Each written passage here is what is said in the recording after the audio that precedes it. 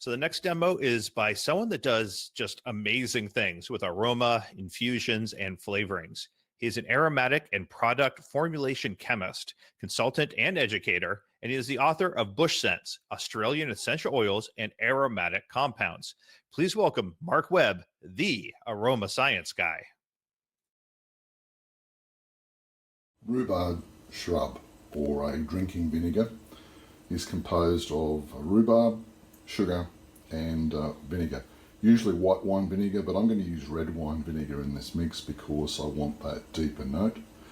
There's 3/4 of a cup of dark brown sugar I'm using rather than the white sugar, half a cup of red wine vinegar, and 450 grams of rhubarb, ready to be vacuum packed and dropped in the sous vide.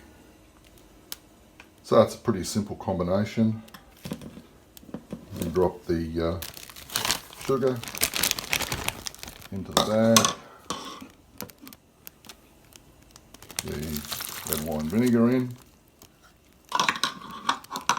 and then vacuum pack it. So spread out in the chamber vac.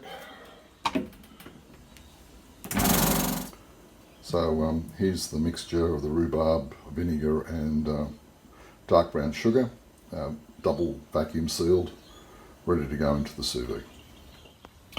So I've currently got some beef short ribs in the sous vide at 62 degrees Celsius, which is great for this. So I'm just going to stick the rhubarb in on top and let it cook for a bit. So that's 30 minutes into the cook. Let's just see how soft the rhubarb is. Has it reached consistency of what I want, or do I want it soft to be able to get all of that beautiful juice out? Yeah, it's pretty good. I might give it a little bit longer though. I'm wanting to, yeah, some of those pieces are a little bit tight. So we'll put it back in for another 15 minutes so that it'll go out to 45 minutes. So it's now at 45 minutes. Let's take this out and have a bit of a look at it.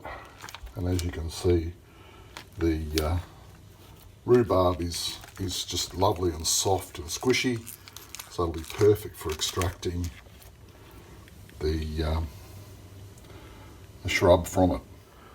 So we've taken the rhubarb out of the sous vide, out of the water bath, and it's squishy enough, so now it's time to do some squishing. And what better way to do it than to use an appropriate glass bottle or a rolling pin, whatever you have handy. I'm not much of a baker, so I don't tend to have rolling pins laying around. But, you know, let's just break this up. Obviously not pushing too hard, we don't want to rupture the bag. But we want to break up the fibres. We want to try and get all of that yummy juice out of the rhubarb, out of the cooked rhubarb. So, you know, giving it a bit of a squish there and breaking it up. And as you can see, the material is just pulverising nicely. And I'll just keep working it until I've got all of the fibres, all of the pieces broken down to release all of that fluid. And then we can filter it. And just at the end, just giving it a little hand massage just to check that I've got all the fibres broken down and I've released all of the fluid out of the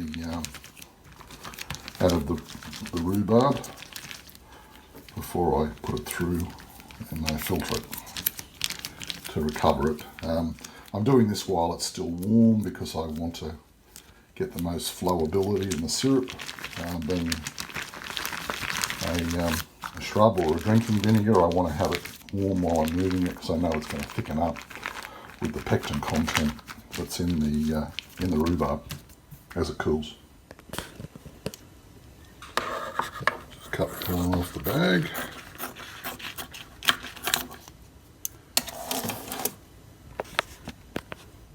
So now I'm going to put it through a very fine filter to filter out the liquid from the solids.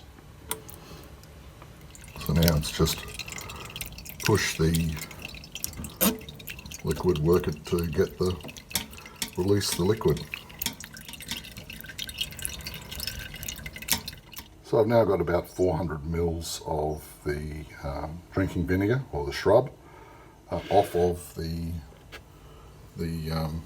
rhubarb fibrous material, which will make a delicious rhubarb compote for later, but that'll be another story. Now, I could use this like it is, but I like to filter things, so I'm just going to run it through a fine milk filter. This is just a fine weave filter, a bit like a coffee filter, but a little bit thicker, a little bit finer. It's not made of paper, it's made of a fibrous material. It's what they use in when they're hand filtering milk.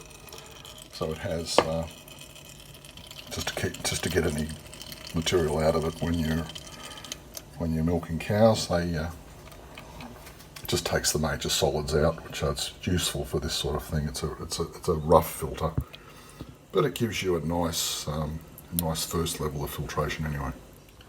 So after filtration, the shrub is nice and clear, and now it's just time to bottle it.